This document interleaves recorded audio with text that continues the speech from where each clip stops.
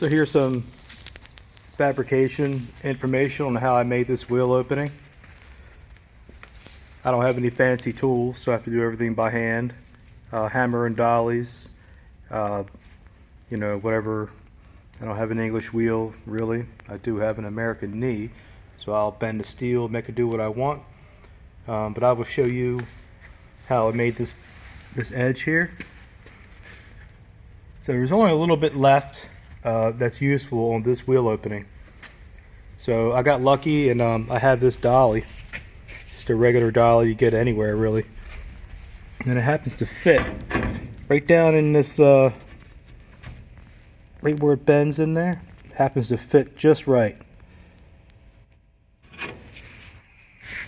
So I made a template of the opening, and I cut it out big. I cut the opening out big. I'll show you what I did there. So after I jigsawed this out, this is 18 gauge steel again. This is my favorite steel. It's more forgiving. You can grind it, you can beat on it and fix it a lot easier than 20 gauge. Plus it's closer to the original thickness of most classic cars without getting too crazy, and it's still malleable. So this is 18 gauge and my favorite metal to use. So once I jigsawed this opening out, you can see I put the dolly right on this edge here,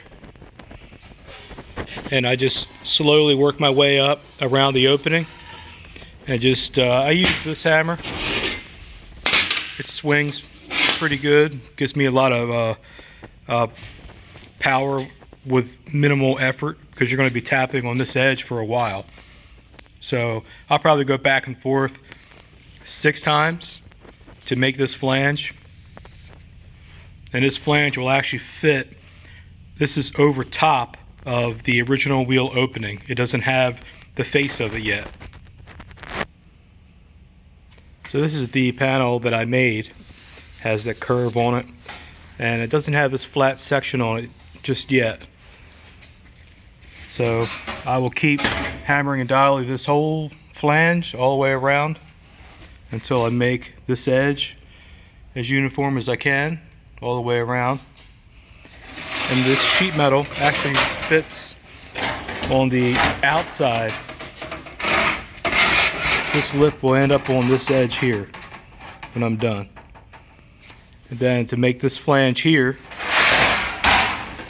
of course I'll use the old template technique.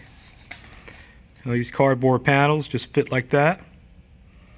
After I weld that piece on, then I'll do the inside lip. I do all these flat edges though, I do all that on the car. So I'll drill these 1/8 inch holes, and I use Clecos to hold the panel on the car, because down here is pretty critical. There's a curve. Fortunately there's a little bit left on the car that has the right curve to it. So after I make my flange, this edge here, then I bend this over top of a piece of pipe. The pipe for me is just, this is a piece of 2-inch tubing with some flanges on it, and I just clamp this to the table, and I just set the sheet metal right on top of it and roll it by hand as nice and evenly as possible. You know, the more pressure you put on it, that's fine, but just go easy and try to make uniform bends. If you try to bend the whole thing around at one time, most likely you're just going to ruin it. So here's the inside of the quarter panel. As you can see, it is stitched inside. Try to get it out of the shadow there. So you got this flat edge and this edge that I added, and you can see it's 100% penetration.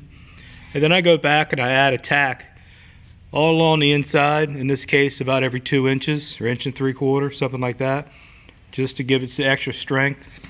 So I sanded the outside of this thing with the flap disc to try to make a nice smooth edge. If you go too far, eventually it'll sand through and it'll fail. So as a backup, I put these tack welds behind it, and then I know I'm in like flint, and customer will be happy.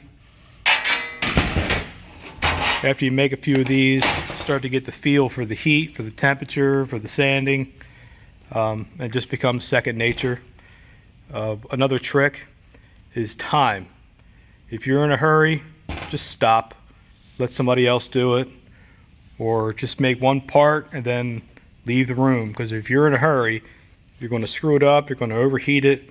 Just take your time. I can't stress that enough. So that's how I make that. Hope this helps.